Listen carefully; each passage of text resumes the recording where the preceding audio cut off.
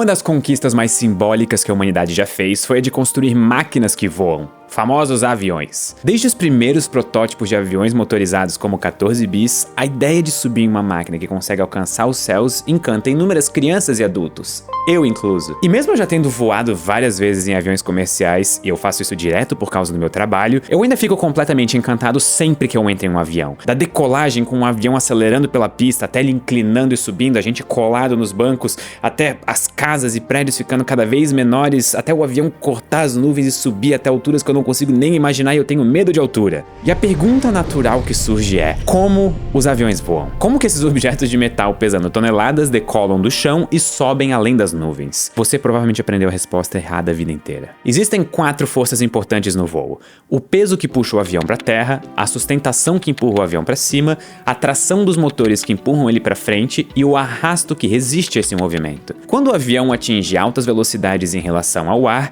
a força que sustenta o avião aparece conforme o ar flui ao redor das suas asas. Se a força de sustentação for maior do que o peso do avião, ele se mantém voando no ar. Só que essa é uma resposta parcial.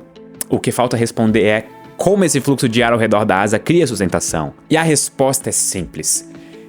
Mentira, a resposta não é nada simples, ela é bem complicada. Antes de falar sobre isso, eu só queria dizer que o vestibular 2023 da FIAP já está chegando, com as inscrições acontecendo até o dia 27 de julho. A FIAP e a Alura são parceiras, e a Alura vocês já conhecem há muito tempo aqui no canal. As duas juntas formam o maior ecossistema tech e dev do Brasil. O ensino na FIAP é daquele jeito diferenciado que quem já conhece a Alura gosta. Você coloca a mão na massa e faz projetos reais propostos pelas maiores empresas do Brasil e do mundo. E isso é perfeito para quem quer se conectar às tendências do momento através de um ensino que acompanha o mundo em que ele está inserido. Para saber mais sobre como se inscrever no vestibular da FIAP para seguir uma carreira em uma das áreas com mais demanda no mercado hoje, clique no link aqui da descrição. As inscrições vão até o dia 27 de julho e o vestibular acontece no dia 29 de julho. E as turmas começam em agosto, então não demore. Mas caso você esteja assistindo esse vídeo no futuro, a FIAP tem 2 turmas por ano, então você pode clicar no link aqui da descrição mesmo assim para saber mais. Agora de volta ao vídeo.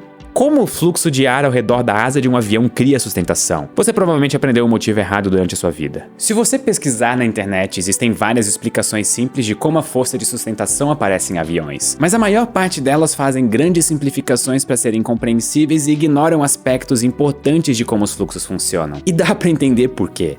As áreas do conhecimento que estudam o fluxo do ar e forças de sustentação são a aerodinâmica e a mecânica de fluidos. E essas duas áreas são extremamente complicadas com resultados muito pouco intuitivos. Simplificações são necessárias para traduzir esses resultados em explicações compreensíveis. Por outro lado, ao simplificar o nosso entendimento de sustentação em voo, essas explicações escondem um pouco do quão incrível é a capacidade humana de criar aviões. Citando o pesquisador Philip Spallert, é fácil de explicar como os foguetes funcionam, mas é preciso de um cientista de foguetes para explicar como as asas funcionam. E eu não sou um cientista de foguetes, mas mesmo assim eu vou tentar explicar como as asas funcionam e por que a física do voo é tão complicada e incrível ao mesmo tempo. E um aviso, simplificações vão ser necessárias, mas eu ainda vou tentar deixar claro o quão complexa a física do voo motorizado é. A primeira coisa que nós precisamos entender é que a mecânica de fluidos, que descreve coisas como líquidos e gases em movimento, não é intuitiva. A propriedade mais notável é que é impossível separar causas e efeitos dentro de um fluxo. O fluxo é uma coisa só, e todas as características de um fluxo, como velocidade, pressão e turbulência em um ponto,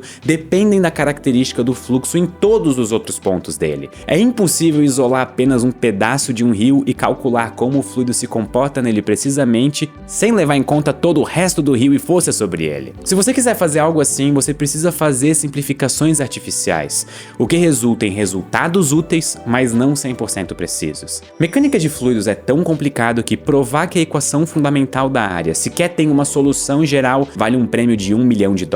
E mesmo sendo tão complicado, nós construímos aviões que voam. O ar da atmosfera é um fluido. Tudo que flui é. Os fluidos não são só líquidos. Quando o ar está se movendo em relação a algo, nós temos um fluxo de ar. E o que importa para descrever o voo é a velocidade do avião em relação ao ar ao seu redor. As altas velocidades do avião são geradas pelos seus motores, que geram a força de tração e aceleram o avião a altas velocidades contra o ar. O ar é formado por várias partículas que se movem aleatoriamente em todas as direções. Uma parte significativa das partículas de ar vão bater na asa do avião. E como a asa é rígida, o ar ao redor dela vai mudar de forma de acordo com o formato da asa. E essas mudanças são propagadas pelo ar. A asa desloca um pouco do ar ao seu redor, que desloca ar ainda mais distante, e assim o efeito das asas se propaga. A asa afeta uma região muito maior do que só o ar em contato direto com ela, deformando o ar, criando circulação e mudando a pressão, velocidade e direção do movimento do ar ao redor dela. E como consequência, tanto o ar passando por cima quanto por baixo da asa é empurrado para baixo. Ao empurrar o ar para baixo, o ar empurra o avião para cima. Essa é a terceira lei da ação e reação. Geralmente as pessoas aprendem que um avião funciona até aqui. Só que isso gera parte da força que sustenta um avião no ar, mas não toda ela. Além da mudança de direção, o ar passando por cima da asa fica mais rápido e a pressão do ar diminui. O aumento da velocidade e diminuição da pressão são duas coisas que se autoalimentam. O ar em alta velocidade tende a diminuir a pressão e a baixa pressão tende a fazer o ar se mover mais rápido, é um ciclo de reforço. Já o ar passando por debaixo da asa sofre o oposto. A velocidade diminui e a pressão aumenta. Ou seja, o ar acima das asas fica com uma pressão menor do que o ar embaixo das asas. Mas a pressão nada mais é do que força espalhada por uma área. Como a pressão é maior embaixo, então existe uma força que empurra o avião de baixo para cima. Essa é outra parcela da força que sustenta o avião no ar, mas não toda. A parte sutil é que a mudança de direção do fluxo de ar e a diferença de pressão não são dois efeitos separados.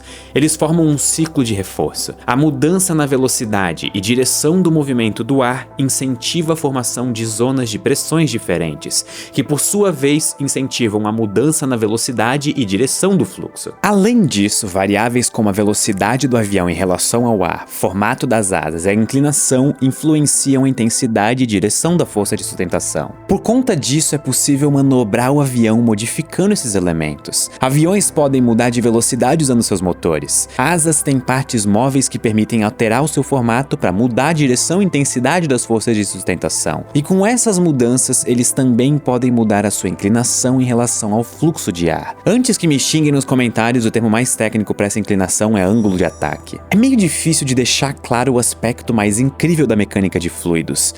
Tudo no fluxo está conectado, o que torna as contas difíceis e as explicações difíceis. Até mesmo uma explicação simples da base do voo depende de vários elementos do fluxo de ar, como direção, velocidade e pressão. Não existe nada simples na aviação, mas mesmo assim nós montamos aviões capazes de voar alto por horas e cruzamos continentes. Nós dominamos uma das áreas mais difíceis que a física conhece para criar máquinas de metal voadoras e com elas conectar os cantos mais remotos do mundo. E eu não canso de ficar fascinado com como seres humanos são espertos. Muito obrigado e até a próxima.